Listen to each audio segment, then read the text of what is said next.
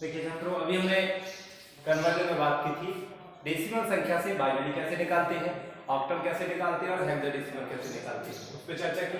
बहुत सही तरीका मैंने बताया कि सिर्फ बहुत करना। अब आपको देखना है कि बाइनरी से और ऑक्टल से और हेक्साडेसिमल से डेसिमल संख्या कैसे निकालते हैं। अभी हमने डेसिमल की संख्या समझी, अब आपको ये संख्या से डेसिमल समझना है। तो सीधी बात थी, हमने आपको वहां एक ट्रिक बताई थी कि जब भी डेसिमल संख्या से कोई भी चीज पूछी, कोई भी संख्या निकालने की बात की जाए तो आपको भाग करना है। इसी प्रकार से जब किन्हीं संख्याओं से डेसिमल को निकालने की बात की जाए तो फिर आपको वहां गुणा करना है। गुणा कैसे करना है वो मैं आपको आगे चर्चा कर रहा हूं। जैसे कोई संख्या दी हुई है, बाइनरी मान लीजिए दी हुई है 10110, आधा होता है और कहा गया है इससे क्या निकालना है, डेसिमल संख्या निकालनी है। तो जब भी ऐसे बाइनरी संख्या से कोई संख्या निकालने की बात की जाए आपको हमेशा गुणा करना है। अंतर इतना है, वहां हम भाग करते थे, किसका भाग करते थे, जिस संख्या को निकालते थे उसके आधार का। उसी प्रकार से यहाँ गुणा भी किसका करना है, जो संख्या से निकालना है उसके आधार का। मींस बाइनरी से निकालना है 10 तो इसमें बाइनरी का आधार 2 है, उसका हम गुणा करेंगे प्रत्येक वैल्यू में।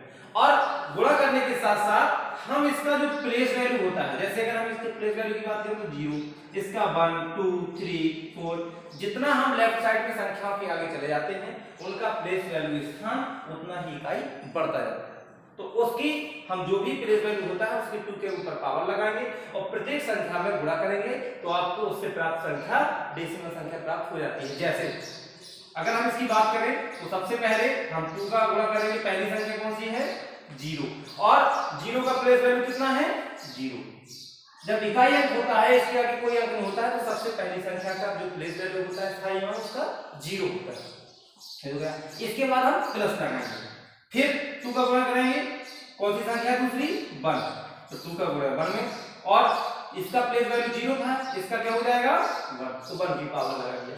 इस क्रम में हम लगातार इसका 2 हो जाएगा अगली संख्या का प्लेस वैल्यू इंटू 1 प्लस 2 की पावर 3 इंटू 0 प्लस 2 की पावर 4 इंटू 1। इस प्रकार से हम गुणा कर लेंगे। अब आप उसको कैलकुलेट कर लीजिए। किसी भी संख्या की पावर 0 होती है उसका मान सदैव 1 होता है, 1 का गुणा 0 में करेंगे तो 0 हो जाएगा, प्लस 2 की पावर 1 मतलब 2 का गुणा 1 में करेंगे तो 2 हो जाएगा, प्लस इसका 2 दूना 4 ये 1 हो जाएगा, प्लस 2 दूना 4 4 का गुणा 1 में करेंगे तो 4 हो जाएगा, प्लस इसका हो जाएगा आपका 2 दूना 4 दूना 8 और 8 का गुणा 0 में करेंगे तो 0 हो जाएगा, इसका कोई मतलब नहीं है। इसका करेंगे तो 2 दूना 4 दूना 8 दूना 16 और 16 का गुणा 1 में करेंगे तो 16 हो जाएगा। इनको आप जोड़ लीजिए, 2 4 6 6 12 की 2 हासिल 1 और 1 2, तो कितना हो जाएगा 22। इस बाइनरी संख्या का जो डेसिमल मान आएगा वो कितना आएगा 22।